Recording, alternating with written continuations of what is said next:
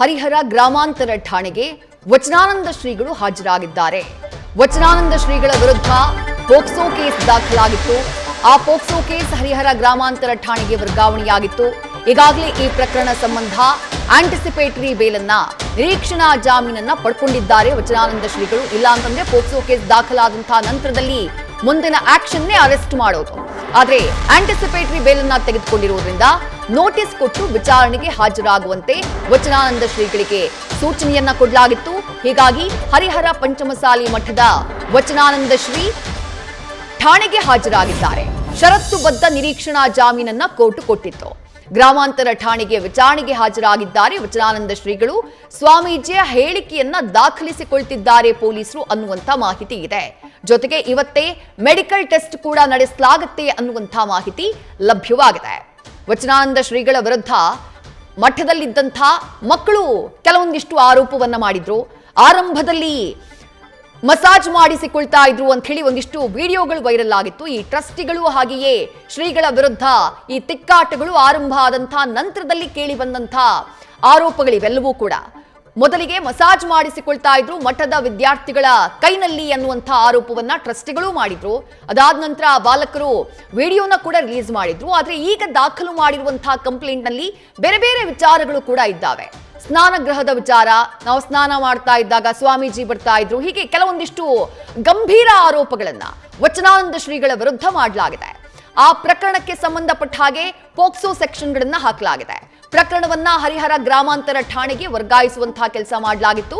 ಯಾಕಂದ್ರೆ ಆ ವ್ಯಾಪ್ತಿಗೆ ಆ ಪ್ರಕರಣ ಬರುತ್ತೆ ಅನ್ನುವಂತಹ ಕಾರಣಕ್ಕಾಗಿ ನಿರೀಕ್ಷಣಾ ಜಾಮೀನನ್ನ ಕಳೆದ ಕೆಲ ದಿನಗಳ ಹಿಂದೆ ವಚನಾನಂದ ಶ್ರೀಗಳು ಪಡ್ಕೊಂಡಿದ್ರು. ಇಂಥದ್ದೊಂದಾಗತ್ತೆ ಅಂತ ಹೇಳಿ ಬಹುಶಃ ಅವರು ಆಂಟಿಸಿಪೇಟ್ ಮಾಡಿರ್ಬೇಕು. ಹಾಗಾಗಿ ನಿರೀಕ್ಷಣಾ ಜಾಮೀನನ್ನ ಪಡ್ಕೊಂಡಿದ್ರು. ಷರತ್ತುಬದ್ಧ ನಿರೀಕ್ಷಣಾ ಜಾಮೀನನ್ನ ಅವರಿಗೆ ನೀಡಲಾಗಿತ್ತು. ಮತ್ತಷ್ಟು ಡೀಟೇಲ್ಸ್ ನಮ್ಮ ಪ್ರತಿನಿಧಿ ಮಹದೇವ್ ನೀಡ್ತಾ ಹೋಗ್ತಾರೆ. ಮಹದೇವ್, ನಿರೀಕ್ಷಣಾ ಜಾಮೀನನ್ನ ಪಡ್ಕೊಂಡಿದ್ದಾರೆ. ನೋಟಿಸ್ ಕೊಟ್ಟು ವಿಚಾರಣೆಗೆ ಕರೆಯಲಾಗಿದೆ. ಸ್ವಾಮೀಜಿಗಳು ಆಗಮಿಸಿದ್ದಾರೆ. ಏನ್ ವಿಚಾರಣೆ ನಡೀತಾ ಇದೆ? ಮೆಡಿಕಲ್ ಟೆಸ್ಟ್ ಕೂಡ ಇವತ್ತೇ ಆಗುತ್ತಾ? ಏನ್ ಮಾಹಿತಿ ಸಿಗ್ತಾ ಇದೆ ಮಹದೇವ್? ವಿದೇಶಿ ಏನು ಬೆಳಗ್ಗೆ ಇವತ್ತು ಅಂದ್ರೆ ನಿನ್ನೆ ನೋಟಿಸ್ ಅನ್ನ ಕೊಟ್ಟಿದ್ರು ಸ್ವಾಮೀಜಿಗೆ. ಹರಿಹರ ಪೊಲೀಸ್ ಠಾಣೆ ಪೊಲೀಸರು ಬಂದು ನೀವು ಖುದ್ದಾಗಿ ವಿಚಾರಣೆಗೆ ಹಾಜರಾಗಬೇಕು ಅಂತ ಹೇಳಿದ್ರು.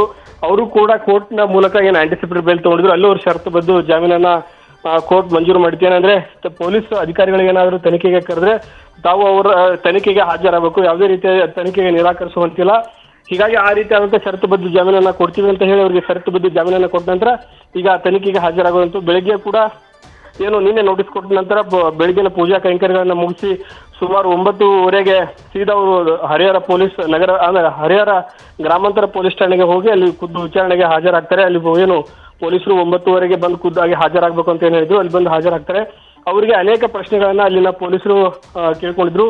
ಅಂದ್ರೆ ಈಗ ವಿದ್ಯಾಭ್ಯಾಸ ಮಾಡುವಂತ ಅಂದ್ರೆ ದೂರು ಕೊಟ್ಟಿರುವಂತ ಮಗು ಯಾವಾಗಿಂದ ತಮ್ಮ ಮಠದಲ್ಲಿತ್ತು, ಯಾವಾಗ ವಿದ್ಯಾಭ್ಯಾಸವನ್ನ ಮಾಡ್ತಾ ಇತ್ತು, ಏನು ಕಾರಣಕ್ಕೆ ಈ ರೀತಿಯಾಗಿ ಆರೋಪ ತಮ್ಮ ಮೇಲೆ ಬಂದಿರುವಂತದ್ದು, ಇದಕ್ಕೆಲ್ಲ ಏನು ಕಾರಣ ಅಂತ ಹೇಳಿ ಅವ್ರಿಗೆ ಸಾಕಷ್ಟು ಪ್ರಶ್ನೆಗಳನ್ನ ಕೇಳುವಂತ ಕೆಲಸ ಮಾಡ್ತಾರೆ. ಅದರಲ್ಲಿ ಅವ್ರಿಗೆ ಗಂಭೀರ ಆರೋಪವನ್ನ ಮಾಡಿರುವಂತದ್ದು ಒಂದು ಲೈಂಗಿಕ ದೌರ್ಜನ್ಯ ಜೊತೆಗೆ ವಿಪರೀತವಾಗಿ ಮಕ್ಕಳ ಮೇಲೆ ಹಲ್ಲೆ ಮಾಡ್ತಿದ್ರು ಅನ್ನೋದನ್ನ ಮೆನ್ಷನ್ ಮಾಡಿದ್ರು. ಮತ್ತು ಅವ್ರ ತಂದೆ ತಾಯಿಗೂ ಕೂಡ ಈ ಹಿಂದೆ ವಿಡಿಯೋ ಹೇಳಿಕೆಗಳನ್ನ ಕೂಡ ಬಿಡುಗಡೆ ಮಾಡಿದ್ರು.